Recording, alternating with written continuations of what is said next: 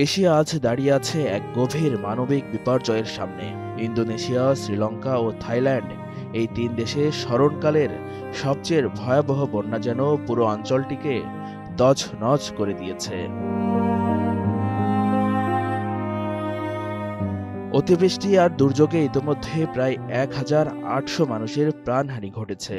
উদ্ধার কাজ ব্যাহত হওয়ায় প্রকৃত সংখ্যা আরও বাড়তে পারে এমন শঙ্কায় দিন কাটাচ্ছে অঞ্চলগুলোর মানুষ। ইন্দোনেশিয়ার আচেহ প্রদেশ সবচেয়ে ভয়াবহ পরিস্থিতির মুখোমুখি। এখন পর্যন্ত ৮৬৭ জনের মৃত্যুর খবর পাওয়া গেছে, নিখোঁজ আরও ৫২১ জন। বাস্তুচ্যুত হয়েছে প্রায় ৮ লাখ মানুষ। প্রতিদিনই সেখানে নতুন নতুন এলাকা প্লাবিত হচ্ছে, কাদা ও পানির নিচে আটকে পড়ছেন অসহায় মানুষেরা। অনেক গ্রামের মানুষ খাবারের সংকটে পড়ছেন। উদ্ধার দল পৌঁছাতে না পারায় উদ্বেগ আরও বাড়ছে।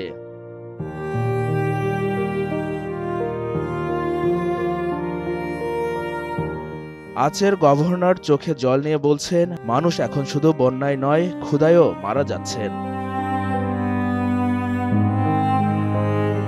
শ্রীলঙ্কায় পরিস্থিতি আরও জটিল।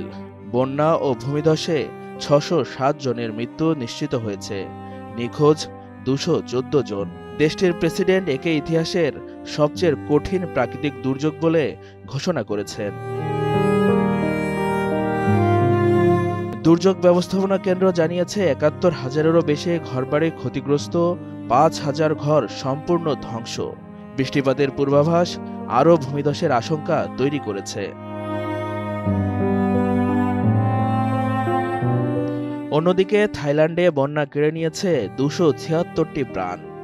মালয়েশিয়া এবং ভিয়েতনামেও ২ জন করে নিহত হয়েছেন এই দুর্যোগে। মানবিক বিপর্যয়ের এই সময়ে সবচেয়ে বড় চ্যালেঞ্জ অত্যাবশ্যক খাদ্য ও ত্রাণ পৌঁছে দেওয়া। অনেক এলাকায় এখনো বিচ্ছিন্ন।